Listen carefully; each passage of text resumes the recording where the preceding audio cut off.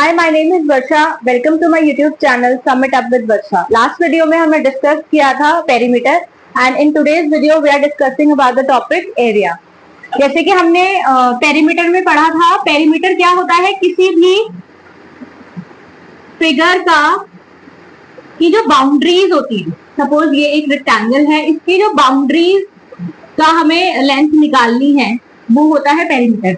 लेकिन एरिया में क्या होता है, एरिया में हम अंदर का पूरा जो भी स्पेस ऑक्यूपाई इसने किया हुआ है रेक्टेंगल ने, वो होता है उसका एरिया। पेरीमीटर होता है बाहर का जो पूरा बाउंड्रीज है और एरिया होता है अंदर से उसने जितना ऑक्यूपाई किया हुआ है स्पेस, वो उसका होगा एरिया। जैसे कि अब एरिया हम देखते हैं, फर्स्ट हमारा होता है स्क्वायर। स्क्वायर का जैसे कि ये होती है साइड। अब क्योंकि स्क्वायर का जो भी मेजरमेंट होगा वो चारों ही तरफ से सेम होगा, तो इसका ये जो साइड होगी ये इसके इक्वल होगी, इसके इक्वल होगी, मतलब चारों साइड इक्वल ही होंगी। ठीक है, तो हम इसीलिए इसको बोलते हैं साइड। अदरवाइज हम इसको लेंथ भी बोल सकते हैं, लेकिन लेंथ और ब्रेड्थ हम इसलिए नहीं बोलते हैं क्योंकि लेंथ और ब्रेड्थ में डिफरेंस होना नहीं है इसमें एरिया क्या बोलते हैं स्क्वायर में। लेकिन रेक्टेंगल जैसे है हमारे पास, रेक्टेंगल की लेंथ अलग है और उसकी ब्रेड्थ अलग है, फॉर्मूला उसमें भी सेम ही लगेगा एरिया में। अभी हम देखते हैं, जैसे कि एरिया ऑफ स्क्वायर क्या होता है, साइड इनटू साइड। सपोज ये साइड हमें दी हुई है 4 सेंटीमीटर, तो ये भी ऑब्वियसली 4 होगी, ये भी 4 होगी और ये भी 4 होगी। लेकिन हमें इसके बाहर वाली बाउंड्री से कोई लेना देना नहीं है, हमें इसका अंदर का स्पेस देखना है कि ये एक्चुअली में जगह कितनी घेर रहा है।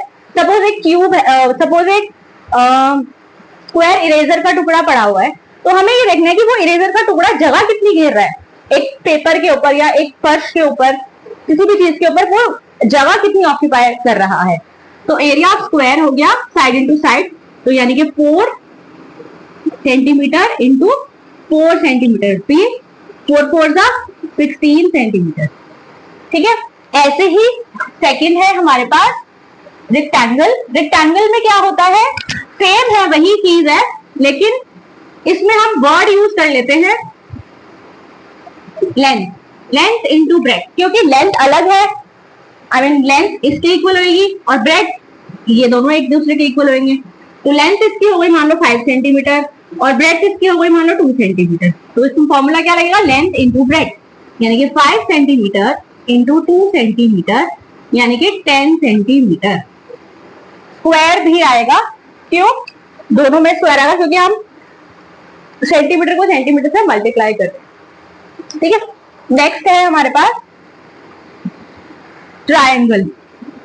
ट्रायंगल में क्या होता है, ट्रायंगल का फॉर्मूला थोड़ा सा डिफरेंट होता है। जैसे कि इसका एरिया ऑफ ट्रायंगल होगा half into base into height.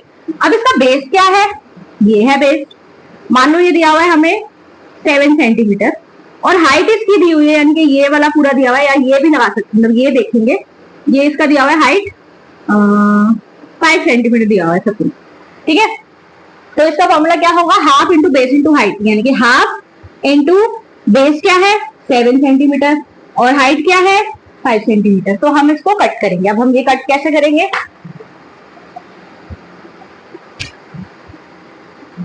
Half लिखा इंटू 35, 7 5 का 35। अब ये एक दूसरे से,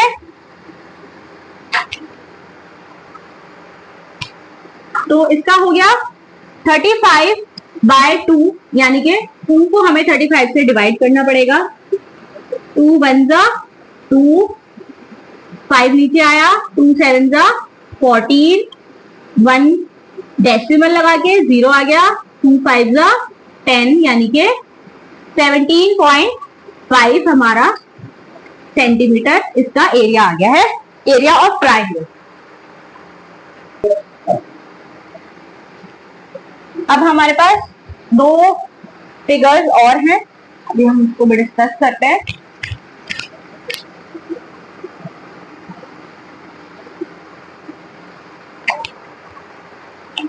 फोर्थ है हमारे पास सर्कल। अब सर्कल का एरिया निकालना है, यानी कि एक सर्कल कितना स्पेस ऑक्यूपाई कर रहा है, तो इसका फॉर्मूला होगा पाई आर स्क्वायर। पाई की जो वैल्यू है वो 22/7 होती है, या फिर जब हम डेसिमल्स में हमारा आगे आगे कॉन्सेप्ट आते हैं डेसिमल के 3.14 होती है। वैसे ज्यादातर हम ये वाले यूज करते हैं। तो पाई आर स्क्वायर हो गया। अब आर इसमें है, R stand for radius. Area sorry circle का हमें रेडियस दिया हुआ है मान लो 2 सेंटीमीटर, तो हमें वही इसमें पुट करना है। कभी कभी हमको डायमीटर भी दे देते हैं, वो मैं नेक्स्ट क्वेश्चन में समझाती हूँ। जैसे रेडियस आ गया, ओके पाई आर स्क्वायर है तो पाई की वैल्यू हमने पुट करी 22/7 और आर है हमारे पास। इन दोनों के बीच में मल्टीप्लीकेशन का रिलेशनशिप है जैसे हमने लास्ट टाइम किया था। ओके तो आर है हमारे पास 2 सेंटीमीटर, तो 2 इंटू 2 स्क्वायर का मतलब है कि जो भी नंबर है उसको 2 बार लिखना है, उसको बोलते हैं स्क्वायर। तो हमारे पास अब इसको तो सॉल्व करना है थोड़ा सा। 22 2 जा 44, 44 2 जा 88/7। ठीक है, अब हमें इसको कट करना है, कट करने में वही डेसिमल में ही आंसर आएगा। 7 1 जा 7, 7 2 जा 14, डेसिमल लगा के 0 मिल गया। 7 5 जा 35, 5 बचा, डेसिमल लगा हुआ है 0। एक डेसिमल से हमको 2 0 मिल सकती हैं, लेकिन सेम टाइम पे नहीं मिलती हैं, वो डेसिमल चैप्टर जब आएगा तब देखते हैं।